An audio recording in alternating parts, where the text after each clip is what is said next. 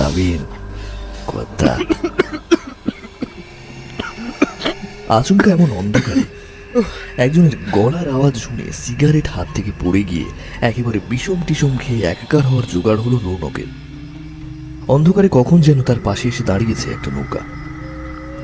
টিমটিম করে একটা হ্যারিকেন ঝুলছে নৌকার ছুঁয়ে লাগানো বাঁশের মাথায়, আর তার উপরে দাঁড়িয়ে আছে লুঙ্গি পরা গেঞ্জি গায়ে একটা লোক। অন্ধকারে তার মুখটা ভালো বোঝা না গেলেও রৌনক এটুকু বুঝল ইনি মাঝি।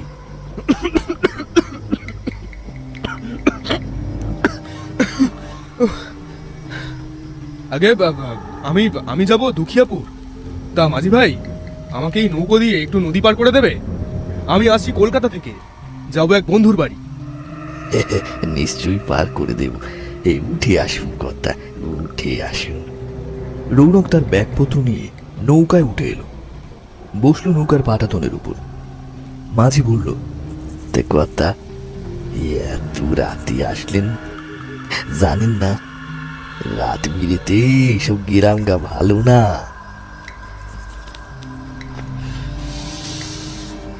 সিগারেটে একটা টান দিয়ে রৌনক জিজ্ঞেস করলো, তার মানে তুমি বলতে চাইছো যে যত রকম লৌকিক অলৌকিক ঘটনা বা এই সমস্ত ভূত প্রেত তোমাদের এই সমস্ত গণ্ডগ্রামেই লুকিয়ে আছে? হ্যাঁ। মাঝি কিছুক্ষণ চুপ করে রইল, তারপর ধীরে ধীরে বলল, কথা, রাত বিরেতে তেনাদের নাম নীতি নেই, তবে হ্যাঁ এই কথা সত্য যে গ্রাম বাংলার আনাসে কানাসে এমন সব কাহিনী লুকিয়ে আছে যা আপনি দুঃস্বপ্নেও কল্পনা করতে পারবেন না। হ্যাঁ, রৌনক একটা অবিশ্বাসসূচক ভঙ্গি করে সিগারেটে আরো বার দুই টান দিল।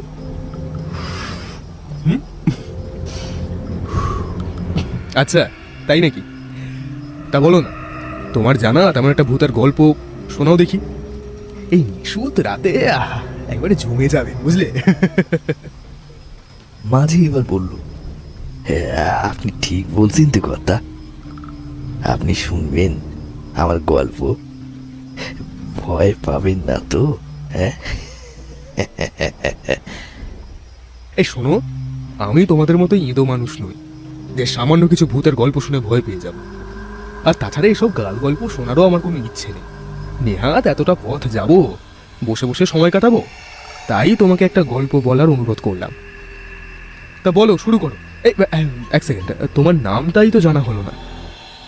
আগে কথা, আমার নাম হারান, লোকে আমার হারু বলি ডাকে। চলুন কথা, যাওয়া যাক, আকাশের অবস্থা ভালো না, যে কোনো মুহূর্তে ঝড় বস্ত্র আসতে পারে। চলুন চলুন কথা, চলুন। রৌনক সত্যি এতক্ষণ খেয়াল করেনি যে ইতিমধ্যেই পূর্ব কোণের আকাশে কালো মেঘ জমতে শুরু করেছে। এখন যদি বৃষ্টি হয় তাহলে তো মুশকিল। ওপার থেকে আবার গরুর গাড়ি পাবে কিনা সে সন্দেহ আছে। মাঝি এবার নৌকা ঠেলে দিল নদীর মধ্যে। ঢেউ কাটতে কাটতে নৌকা এগিয়ে চলল ওপারে। হারান মাঝি এবার বলতে শুরু করলো তার গল্প। কথা, আপনি ডাইনি বিশ্বাস করেন? হ্যাঁ। কি যে বলো তুমি, ভূত প্রেতে বিশ্বাস করি না, আবার ডাইন? আচ্ছা, এই ডাইনটা কি, মানে ডাইনি জাতীয় কিছু কি? হারান বেশ কিছুক্ষণ চুপ করে রইল, তারপর ধীরে ধীরে বলল,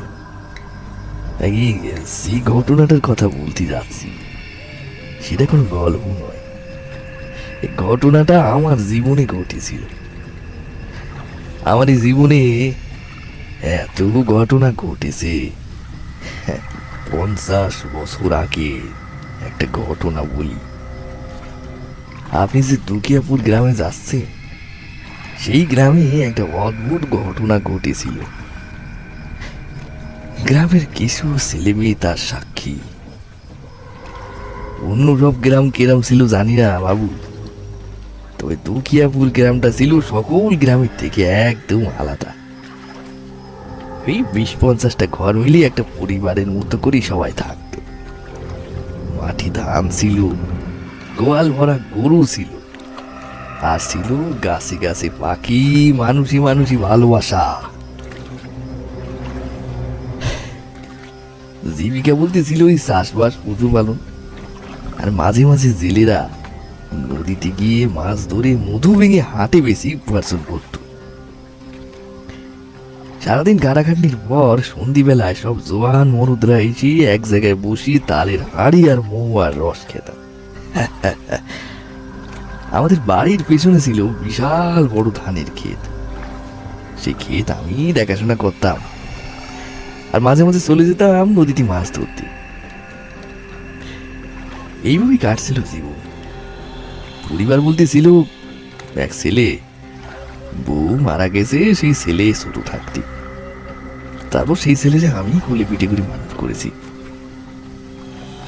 তো শিবার হলো কি কর্তা, এক অগ্রহায়ণ মাসের মাঝামাঝি সময় হঠাৎ করে একটা অদ্ভুত ঘটনার সাক্ষী হয়ে রইলাম। সেই ঘটনার কথাই বলি। কথায় বলে, বাঘের শীত বাঘের গায়ে। এত ঠান্ডা, তবে নদীর একটা বৈশিষ্ট্য আছে, যতই ঠান্ডা পড়ুক না কেন নদীর ভিতরে কিন্তু গা গরমই থাকে। ব্যাপার হলো কি কর্তা, আমরা বছরের শেষে এই ফসল যখন সম্পূর্ণ ফলে যায়, তা কাটার সময় এসে যায়, তখন ফসল কেটে জেড়ে তা বস্তায় করে আমরা নিয়ে যেতাম বেচতে এই মধুগঞ্জের বাজারে। কারণ ওখানে শহর থেকে বড় বড় বাবুরা আসতেন ধান চালের ব্যবসা করতে। আমাদের কাছ থেকে সেই ধান চাল কিনে তারা শহরে গিয়ে মোটা টাকায় বিক্রি করত। আমাদের এইখানে আর এই গন্ডগ্রামে আর কে আসবে বলুন কর্তা?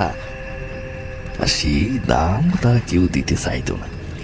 তাই আমরাই বছরের শেষে ধান কেটে ঝেড়ে নিয়ে প্রায় 10-12টা নৌকা একসাথে করে সব ধানের বস্তা তুলে যেতাম মধুগঞ্জের হাটে। সেই ধান বেশি আবার ফিরে আসতাম 2-1 দিনের মধ্যে। তো সেবার হলো কি, এই নাম অগ্রহায়ণ মাসের মাঝামাঝি ফসল কাটার সময় এসে গেল। তখন দিন 10-15 ধরে সকলেই ফসল কেটে ঝেড়ে তৈরি হয়ে নিতাম। কখন কিভাবে কোথায় নিয়ে যাব, সেই জন্য এইসব আলোচনা করতে আমাদের বৈঠক হতো রঘুদাস চায়ের দোকানে। হ্যাঁ, সন্ধেবেলা এসে সবাই সেখানে একদিন জড়ো হলাম। আমাদের গ্রামের প্রবীণ ছিল গগন গুরু। আমরা সকলেই তারে মান্যগণ্য করতাম।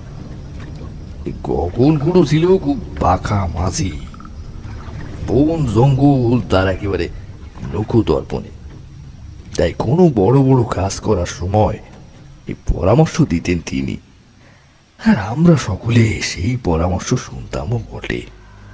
তো দোকানে গগন গুরু একদিন এসে গম্ভীর মুখে এসে বসলেন। গগন গুরুরে এমন গম্ভীর মুখে চায়ের দোকানে ঢুকতে দেখে আমাদের গ্রামেরই একজন হরিহর ঠিকাদার তারে জিজ্ঞেস করলো, কি ব্যাপার খুড়ো, মুখটা অমন বাংলার পাঁচ করে আছো কেন? হ্যাঁ বলি, হলোটা কি? ফসল নিয়ে যাওয়ার সময় তো হলো, এসো সবাই মিলে মিটিংটা সেরে ফেলি। গগন গুরু ধীরে ধীরে এসে মেঝেতে পাতা মাদকের উপরে বসে গম্ভীর মুখে আমাদের সবাইকে ডাকলেন। আমরা সবাই এদিকে সেদিকে ছড়িয়ে ছিটিয়েছিলাম। এসে এক জায়গায় গোল হয়ে বসলাম। গগন গুরু এবার বলল, দেখ, তোরা তো জানিস যে প্রতি বছর আমাদের ধান মঞ্জুগঞ্জের হাটে আমরা নিয়ে যাই, তাতে আমরা ভালো দামও পাই। কিন্তু এবার হয়তো সেটা সম্ভব হবে না। আমরা সকলেই গুরুর কথা শুনে অবাক হয়ে রইলাম। আমি জিজ্ঞেস করলাম, মধুগঞ্জের হাটে ধান নিয়ে যাওয়া যাবে না মানে? কেন? আমরা তো প্রতি বছর ওখানেই ধান নিয়ে যাই, ভালো দাম পাওয়া যায়। কি সমস্যা খুঁড়ো, এটা খুলি বড় দেখি। গগন খুঁড়ো এবার চোখ বড় বড় করে বলল, তোরা তো জানিস মধুগঞ্জের হাটে যেতে গেলে আমাদের বজরা কালচিতলের জঙ্গলের পাশ দিয়ে নিয়ে যেতে হবে। আর তোরা তো এও জানিস কালচিতলের জঙ্গল কতটা ভয়ঙ্কর, অশুভ জঙ্গল। আর তাছাড়া প্রতি 50 বছর অন্তর রাহু কাল গিরণ যখন শুরু হয়, জঙ্গলের পুরনো ডাইন জেগে ওঠে। ওই সময় নদী খাল বন্ধ থাকে 15 দিনের জন্য। তারপর ডাইন আবার ঘুমিয়ে পড়লে তখন আবার চালু হয় সবকিছু। এসব কি বলছো তুমি গগন খুড়ো? ডাইনি এই কোনোদিন আমরা শুনিনি। খুড়ো, যত বয়স হচ্ছে তোমার না মাথায় বিমৃতি দেখা দিচ্ছে। আমার বয়স বেশি না তোর বয়স বেশি? তুই আমার আগে জন্মেছিস না আমি তোর আগে? হ্যাঁ, এই নদী খালের আনাজ কানাজ নারী নক্ষত্র সব আমার জানা। ছোটবেলা থেকে এমন এমন সব কাণ্ড কারখানা দেখেছি, তার সাক্ষী শুধু একমাত্র আমি। যা বলি তোদের ভালোর জন্যেই বলি। রাহু কাল চলার সময় ডাইনি নিজের শিকার খুঁজে বেড়ায়, তারপর আবার ঘুমিয়ে পড়ে 50 বছরের জন্য। আমার কথা শোন, এ ভুল তোরা করিস নে বাবা। তোরা এসব কখনো শুনিসনি, তাই হয়তো তোরা বিশ্বাস করছিস না, কিন্তু আমি নিজে চোখে দেখেছি, নিজে কানে শুনেছি। এতক্ষণ আমাদের দলের মধ্যে নিমাই চুপ করে বসেছিল। এবার সে গগন খুড়োকে বলল, আচ্ছা খুড়ো, মানছি যে তোমার কথা অনুযায়ী ওই কালচিতলের জঙ্গলে ডাইন জেগে ওঠে। তো ঠিক আছে, আমরা 15 দিন পর না হয় যাবো, তো তাতে তো কোনো ক্ষতি নেই, কি বলো তুমি? সেই কথা কি আর আমি জানি না? সে কথা আমি তোর আগেও ভেবেছিলাম, কিন্তু কিন্তু মুশকিল হলো যে 15 দিন পর থেকে শুরু হবে প্রবল নিম্নচাপ, আর সেই সঙ্গে প্রবল বর্ষণ। ভেবে দেখ একবার, তোরা সকলে এই কড়া শীতে এমন বৃষ্টির কথা বাপের জন্মে শুনেছিস? আমার কথা শোন, এবার লোকসান হবে, কিন্তু ধান আমাদের গঞ্জের ঘাটেই বেচতে হবে, মধুগঞ্জে নিয়ে যাওয়া যাবে না। হরিহর এতক্ষণে চুপ করেছিল। এবার সে বেশ কড়া গলায় বলল, ও মানে তুমি বলতে চাইছো খুড়ো যে 4 টাকা দরের চাল আমরা সেখানে 2.5 টাকা দরে বিক্রি করবো? একবার ভেবে দেখেছো কত লোকসান হবে? 1-2 বস্তা চাল নয়, 300 বস্তা চাল। এই শোনো, তুমি তোমার ধান না নিয়ে যেতে চাও তো তুমি কম মুনাফায় আমাদের এই গঞ্জের হাটেই বেচো, আমাদের কোনো অসুবিধা নেই, কিন্তু আমাদের কাছে বাধা দিও না খুড়ো। হরিহরের এই কথায় অনেকেই সায় দিল, কারণ পেটের দায় তো বড় দায়। আমি বললাম, দেখো খুড়ো, তোমার কথা যে মিথ্যে নয় সে আমরা সকলেই জানি, কিন্তু করারও তো কিছু নেই। আমাদের জীবনটাই তো এরকম, প্রাণ হাতে করে নিয়ে বেঁচে থাকতে হয়। আমাদের যাই হোক না কেন, আমরা ওই মধুগঞ্জের হাটেই চাল নিয়ে যাবো। তুমি চাইলে আমাদের সঙ্গে চলো, নাহলে তুমি বাড়ি থাকো। আমার কথা শেষ হতে না হতেই গগন খুড়ো রাগ জাগ করে দোকান ছেড়ে বেরিয়ে গেলে। আমরা কিছুক্ষণ চুপ করে দেখে আবার আলোচনায় ফিরলাম। ঠিক করা হলো যে আজ থেকে 2 দিন পর বজরা তৈরি করে ধান চাল নিয়ে রওনা হবো মধুগঞ্জের হাটে। তো সেই মতো দিন 2 পর 12টা বজরায় 300 বস্তা ধান নিয়ে রওনা দিলাম মধুগঞ্জের উদ্দেশ্যে। আমাদের গ্রাম থেকে মধুগঞ্জ নৌকায় পৌঁছাতে হলেই প্রায় 1.5 দিনের পথ। তাও যদি আবার হাওয়ার উল্টো দিকে বয়, তাহলে সেখানে 1.5 দিনের জায়গায় 2-3 দিনও লেগে যেতে পারে। প্রয়োজনীয় খাদ্য খাবার সমস্ত কিছু গুছিয়ে নিয়ে আমরা রওনা হলাম। এই বজরাগুলোর মূল দায়িত্বে ছিলাম আমরা 3 জন, আমি, গোকুল আর হরিহর। দুখিয়াপুর ঘাট থেকে যখন আমাদের নৌকা ছাড়লো তখন বেলা 12:30। নদীর উপর দিয়ে যেতে গেলে তখনকার সময়ে দস্যু ডাকাতির ভয়ে মাঝি মোল্লারা তটস্থ হয়ে থাকতো। যে কোনো মুহূর্তে যে কোনো সময় এসে তারা হামলা চালাতে পারে, তারপর সমস্ত ধন সম্পত্তি লুট করে নিয়ে এমনকি মেরেও ফেলে দিতে পারে। সেজন্য আমরা করতাম কি যে সবাই রাতে ঘুমতাম না, পালা করে করে সব জেগে জেগে পাহারা দিতাম। বলা তো যায় না যে কোন দিক থেকে শত্রু আক্রমণ করবে। আমাদের বজরা যখন খয়রামারির জঙ্গলের কাছে চলে এসেছে তখন সূর্য ধীরে ধীরে পশ্চিম দিকে অস্ত যেতে শুরু করেছে। একে তো শীতের রাত, তারপর চারিদিকে ঘন কুয়াশার চাদর যেন ঢেকে ফেলেছে ইতিমধ্যে। আমাদের বজরাগুলো একে অপরের সঙ্গে মোটা কাছি দড়ি দিয়ে বাঁধা ছিল। সমানভাবে সব এগিয়ে যাচ্ছে। আমরা জানতাম যে ডাকাত দলে যাতে সন্দেহ না হয় সেজন্যই আমরা করতাম কি, যে লণ্ঠন নিয়ে এসেছিলাম। সমস্ত নৌকায় লণ্ঠন জ্বালালাম না, শুধু আমাদের মাঝখানে যে নৌকাটি চলেছে সেটাই লণ্ঠন জ্বালালাম। বলা তো যায় না, দূর থেকে এতগুলো নৌকার আলো দেখে ডাকাতরা যদি একবার চোখ পড়ে তাহলে আর রক্ষে থাকবে না। তাছাড়া রাত জাগবো বলে আমরা সংজ্ঞা করে বহু আর রস নিয়ে এসেছিলাম।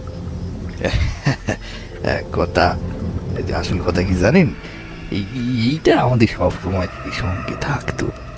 আর দেশি মদ যে কি জিনিস না খেলে বুঝতে পারবেন না।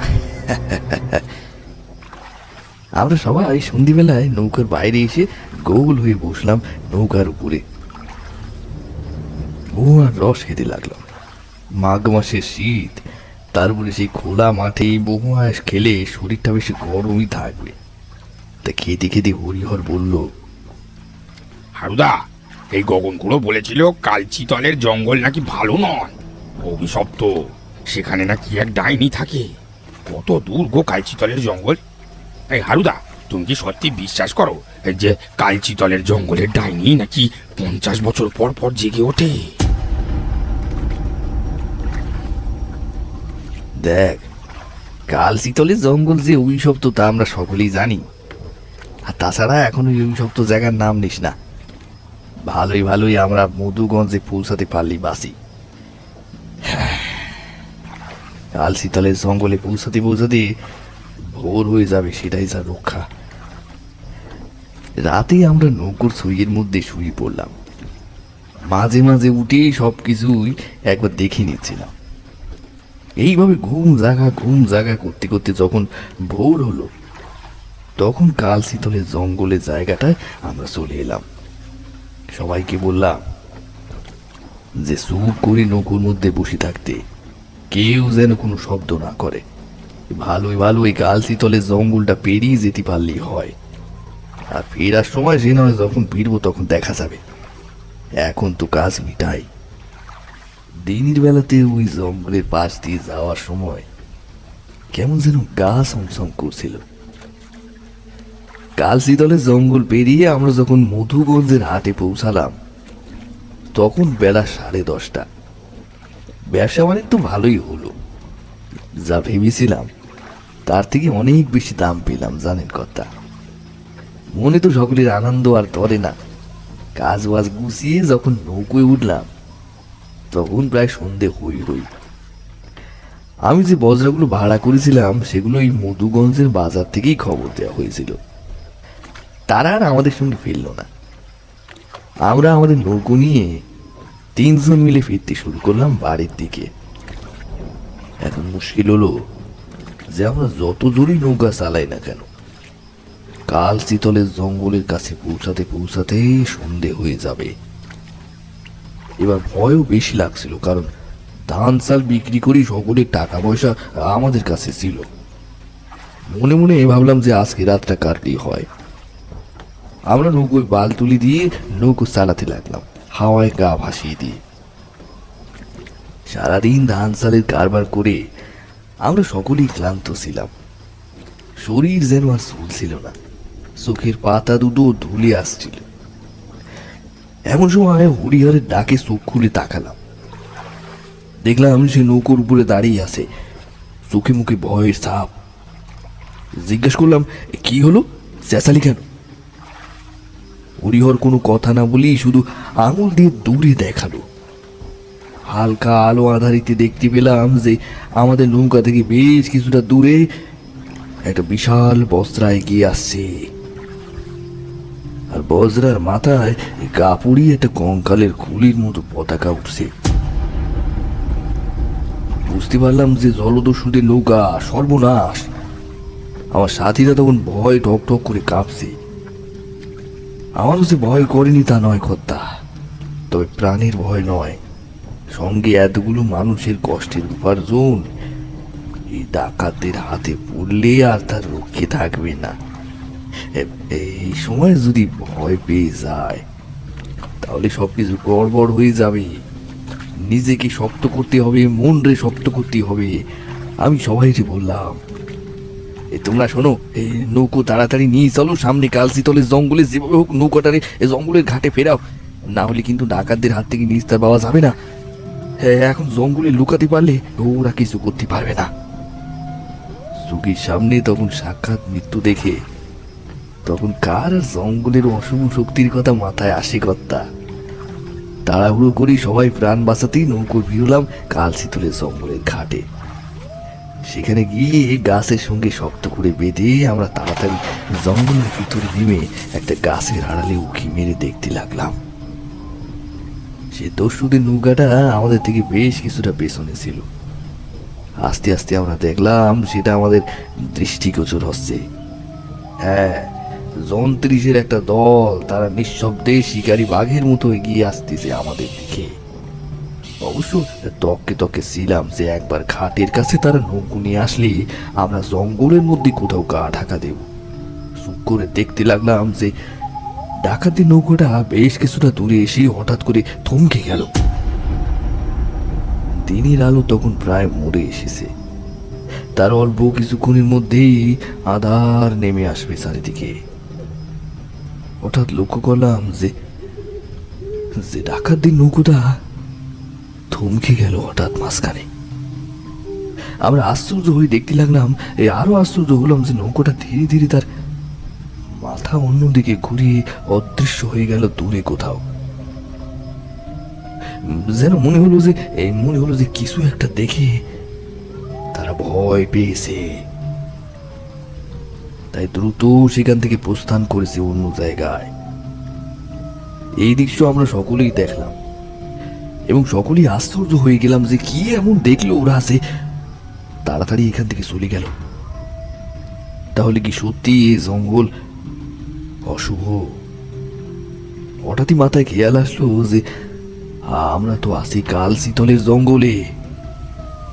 এক বিপদ থেকে রক্ষা পেলাম তো আর এক বিপদে না পড়তে হয়। তাড়াতাড়ি সবাইকে ডাকলাম, এই গোকুল, হরিহর, এই শোন, ডাকাত দল মনে হয় চলে গেছে, বেরো বেরো। তাহলে এখন কি করবে? এই তাড়াতাড়ি চলো, এখান থেকে বেরিয়ে বাড়ির পথ ধরি।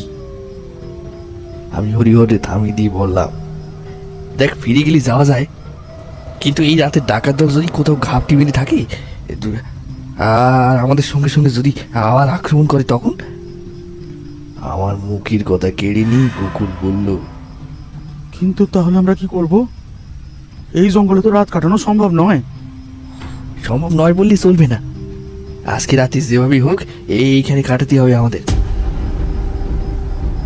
আমার বলা কথাগুলো শুনে সকলের চোখে মুখে কেমন যেন ভয়ের ছাপ ফুটে উঠল। কিন্তু বাইরে তো আর এক ভয়। তাই সবাই সিদ্ধান্ত নিলাম যে রাতে যেভাবে হোক চোখ কান বুঝে এই জঙ্গলেই কাটাতে হবে। নৌকাটারে আবার শক্ত করে গাছের একটা মোটা ডালের সাথে বেঁধে আমরা জঙ্গলের কিছুটা ভিতরে ঢুকলাম। জঙ্গলের চারিদিকে বিশাল বড় বড় পুরনো দিনের গাছ যেন মাথা তুলে দাঁড়িয়ে আছে। একটা জুতসই জায়গা দেখে আমরা গাছের গুড়ির সাথে একটা তাঁবু তার নিচে বসে পড়লাম আজকে রাতটা এখানেই কাটাতে হবে ভেবে। আর বাইরে কাঠকুটো দিয়ে একটা আগুন জ্বালাবার ব্যবস্থা করলাম সাময়িক গা গরম করার জন্য। তাছাড়া আগুন জ্বলতে দেখে জন্তু জানোয়ারেরা কাছে আসে না। রাত যত গভীর হতে লাগলো পরিবেশটা কেমন যেন গা সমসমে হতে লাগলো। সবে আগুন জ্বালিয়েছি, কয়েক মুহূর্তের মধ্যে গুড়গুড় শব্দ শুনতে পেলাম। মেঘের গর্জনে আকাশের চারিদিকে তাকিয়ে দেখি কালো মেঘের চাদরে পূর্ণিমার সাদা চাঁদ ঢাকা পড়ে গেছে। চাঁদ যেন মেঘের আড়ালে লুকিয়ে গেছে। মনে মনে সবাই ভাবলাম যে সর্বনাশ, এখন যদি বৃষ্টি নামে তাহলে তো ষোলকলা পূর্ণ হবে। হরিহর বলল, গগন খুড়ো অবশ্য বলেছিল বটে যে এরকম একটা বৃষ্টি হতে পারে। এই এক কাজ করি, চলো দেখি কোনো ছাউনি পাই কিনা, কারণ বৃষ্টিতে ভিজে তাহলে সকালে আর বেঁচে বাড়ি ফিরতে হবে না। হরিহরের কথা শেষ হতে না হতেই গুড়ি গুড়ি বৃষ্টি আমাদের গায়ে পড়তে লাগলো। আর সেই সঙ্গে হঠাৎ করে কোত্থেকে যেন একটা ঝোড়ো হাওয়া এসে আমাদের উপরে আশ্রয় পড়ল। আমরা তাঁবু গুটিয়ে জঙ্গলের আরো কিছুটা ভেতরে হাঁটতে শুরু করলাম। এই প্রবল ঝড় বাদলের সময় অন্ধকারে জঙ্গলের মধ্যে দিয়ে যাওয়া যে কতটা ভয়ঙ্কর কথা তখন আমাদের মাথায় ছিল না। তখন আমাদের একটা আশ্রয় খুঁজে পাওয়া দরকার ছিল, কারণ এই বৃষ্টিতে সারা রাত ভিজলে আর দেখতে হবে না। এইভাবে বেশ কিছুটা যাওয়ার পরে একটা পুরনো ভাঙাচোরা মন্দির না বাড়ির ধ্বংসাবশেষ কিছু একটা দেখতে পেলাম। বাদাবনের এইসব জঙ্গলে প্রাচীনকালের বিভিন্ন ইট বা এই সমস্ত বাড়ি তৈরির অংশ পাওয়া যায়। আমরা নদী ঘালে মাছ ধরতে গিয়ে এরকম কত দেখেছি। ভিতরটা একটু অপরিষ্কার হলেও মোটামুটি একটু গুছিয়ে গাছিয়ে নিয়ে ওর মধ্যে থাকতে পারলে আজকে রাতের হাত থেকে বাঁচা। সেই মতো আমরা ঢুকলাম ভাঙাচোরা ঘরটার মধ্যে। গোকুল জিজ্ঞেস করলো, হরিহর, জায়গাটা কিসের বলি তোমার মনে হয়? এই জায়গাটা আসার পর থেকে কেমন গা ছমছম করছে।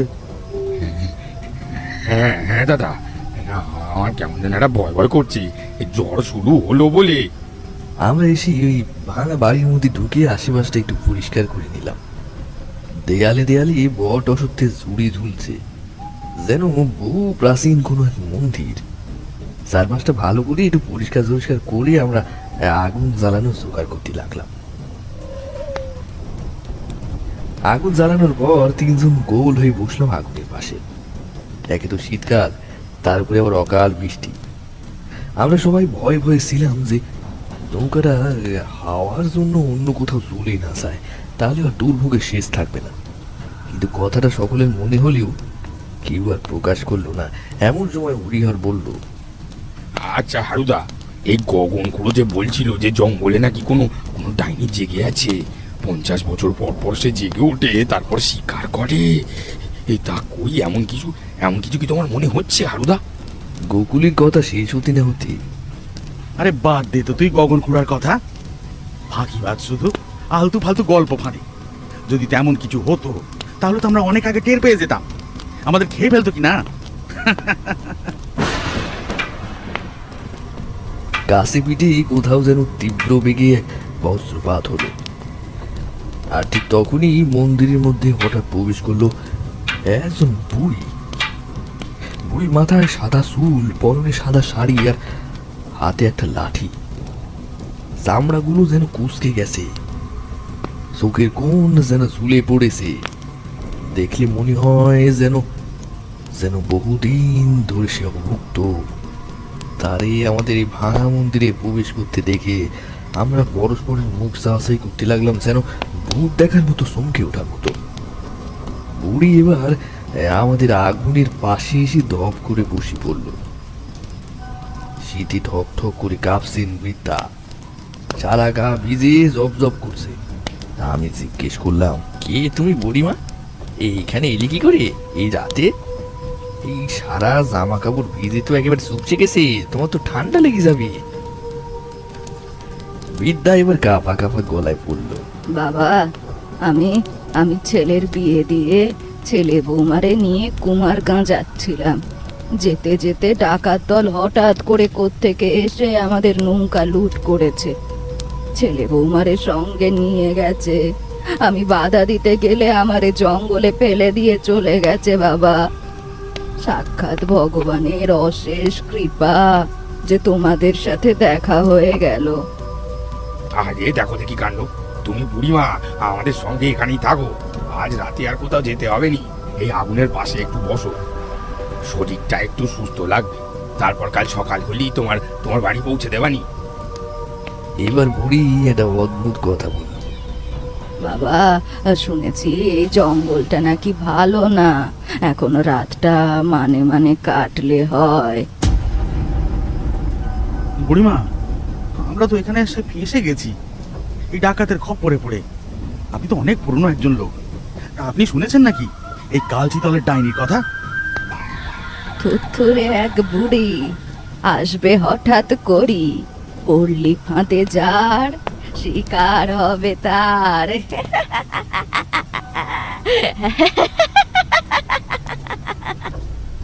এই কাহিনী আমরা যুগের পর যুগ ধরে শুনে আসছি, তবে সত্যি মিথ্যে জানি না, নিজে চোখেতে কখনো দেখিনি। বিদ্যার মুখে এমন আজব সরা শুনে বুকের ভেতরটা কেমন যেন ধড়াস করে উঠল। উঠে গিয়ে কাঠের আগুনটা বেশ করে উস্কে দিলাম। বিদ্যা তার লাঠিটা ধোয়াতে শক্ত করে ধরে তারপর থুতনি দেখে আগুনের দিকে তাকিয়ে চুপ করে বসে রইল। ধীরে ধীরে বলল, বাবার মুখে একবার গল্প শুনেছিলাম, সেই জঙ্গলে একটা ডাইন থাকে। সে মানুষকে ভুলিয়ে ভালিয়ে এখানে নিয়ে আসে, তারপর তাদের কাঁচা চিবিয়ে খায়। এখনো অব্দি তারে দেখে কেউ বেঁচে ফিরতে পারেনি গো। তাকিয়ে দেখলাম যে গোকুল আর হরিহরের মুখ একেবারে শুকিয়ে শুরু হয়ে গেছে।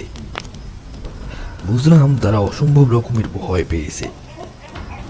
আমিও যে ভয় পাইনি তা নয় কর্তা, সে সময় যদি ভয় পেয়ে যাই তাহলে মন দুর্বল হয়ে যাবে, আর মন দুর্বল করে লাভ নেই, বরঞ্চ সবল হয়ে থাকতে হবে। বাইরে ঝড় বৃষ্টিটা যেন আরো বেড়ে উঠেছে, কেমন যেন অশুভ মনে হচ্ছে। প্রবল কোনো প্রাকৃতিক বিপর্যয় হওয়ার আগে পরিবেশটা যেমন হয়ে যায় ঠিক তেমন।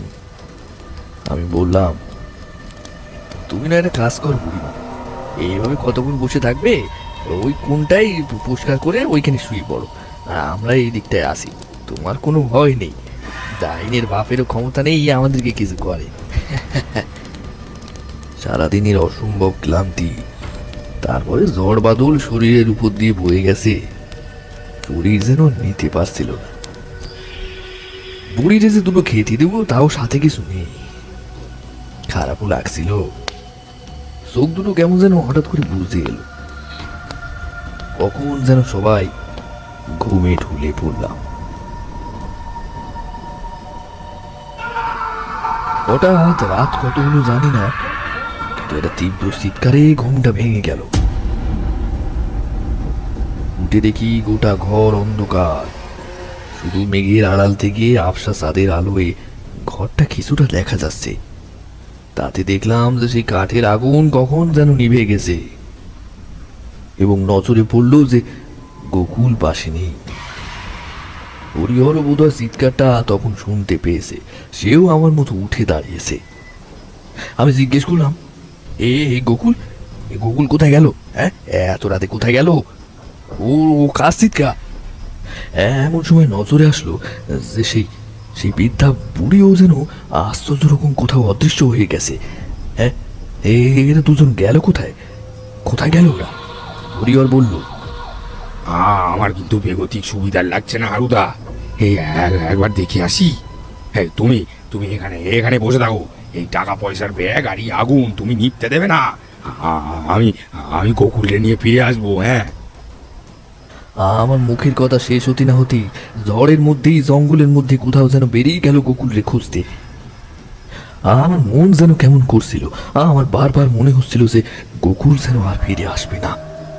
গোকুলে খুঁজতে গিয়ে হরিহরও আর আসবে না। কেন এমন মনের অনুভূতি হচ্ছিল আমি জানি না কর্তা। একটা অন্ধকার ছায়া যেন মনের মধ্যে হাতছানি দিচ্ছিল। এইভাবে বেশ কিছুক্ষণ কাটার পর আবার একটা তীব্র চিৎকার শুনতে পেলাম কর্তা জঙ্গলের মধ্যে। সেই চিৎকার শুনে যেন বুকের হাড় পাজর সব এক হয়ে যায়। গলার আওয়াজটা শুনে বুঝতে পারলাম যে এই গলার আওয়াজ হরিহরের। কয়েক মুহূর্ত থমকে দাঁড়ালাম, তারপর আর নিজের সামলানো যায় না, সমস্ত ভয়রে জয় করে বেরিয়ে পড়লাম ওদের খুঁজতে। ভাঙা ভাঙা মন্দিরটা যেখানে যেখানে আমরা ছিলাম সেখান থেকে হাত 50 দূরে একটা কি জিনিস যেন আমার পায়ের তলায় পড়লো।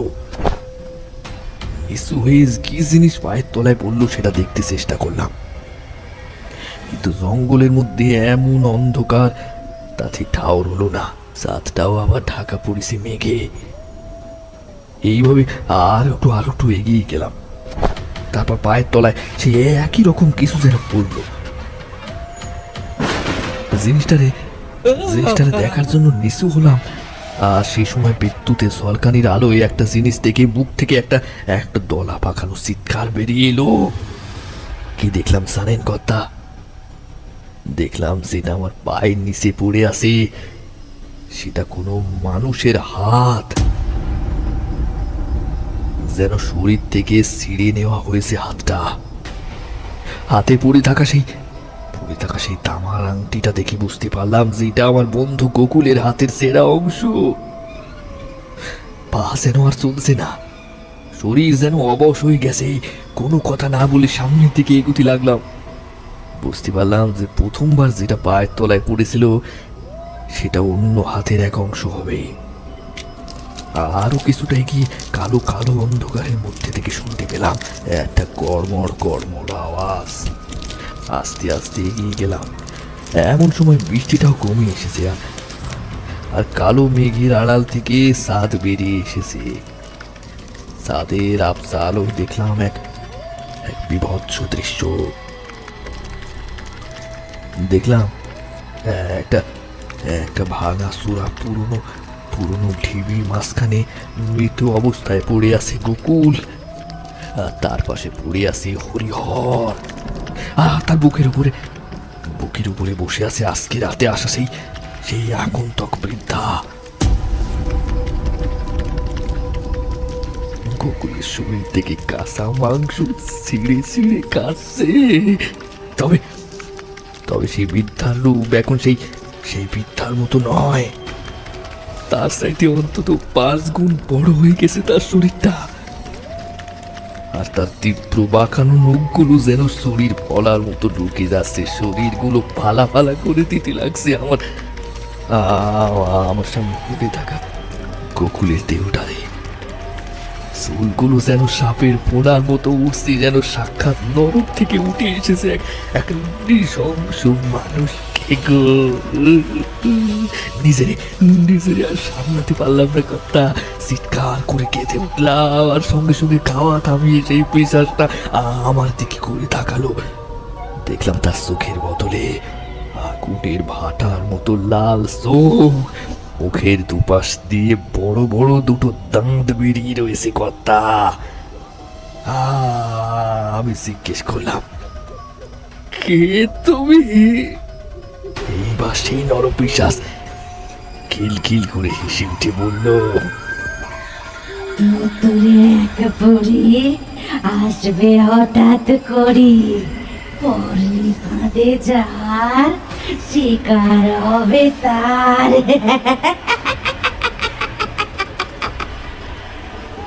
এগুলো রেখেছি, এবার তোরে খাবো।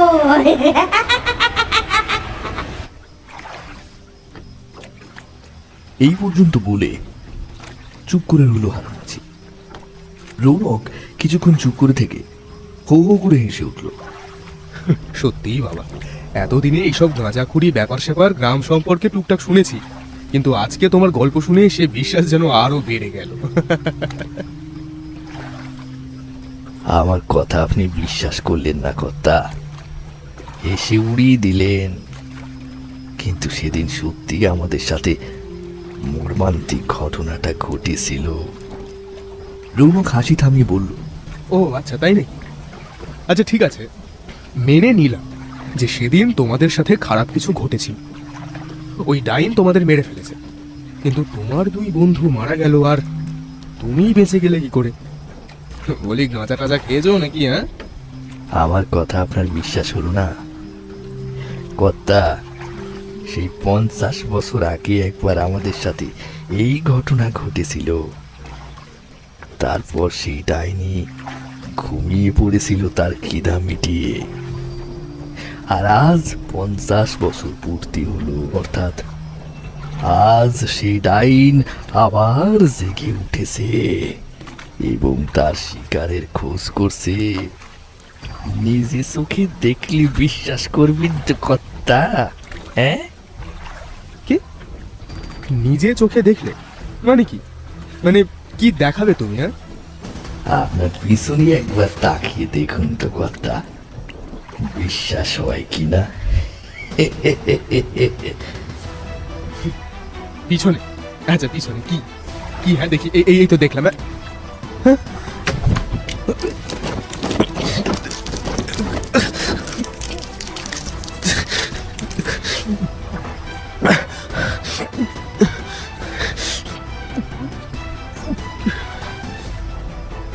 তোরে এক পরি আসবে হঠাৎ করি, পরি ফাঁদে যার শিকার হবে তার।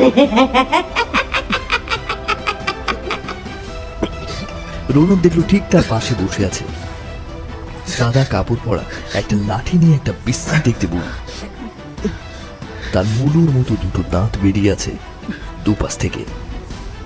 রৌনক ততক্ষণ নিজের বুকের বাঁ পাশটা খামচে ধরে নৌকার পাটাতনের উপরে পড়ে পা দাপাতে লাগলো, ছটফট করতে লাগলো। হঠাৎ তার বুকের ভেতরটা ভীষণ যন্ত্রণা করে উঠল, চোখের সামনে ঝাপসা হয়ে এলো সবকিছু। ওপার থেকে শোনা যাচ্ছে হারান মাঝির বিশ্রী খনা গলার আওয়াজ। এই জন্যই তো বলে হারান মাঝির গল্প শুনবেন না, শুনবেন তো মরবেন।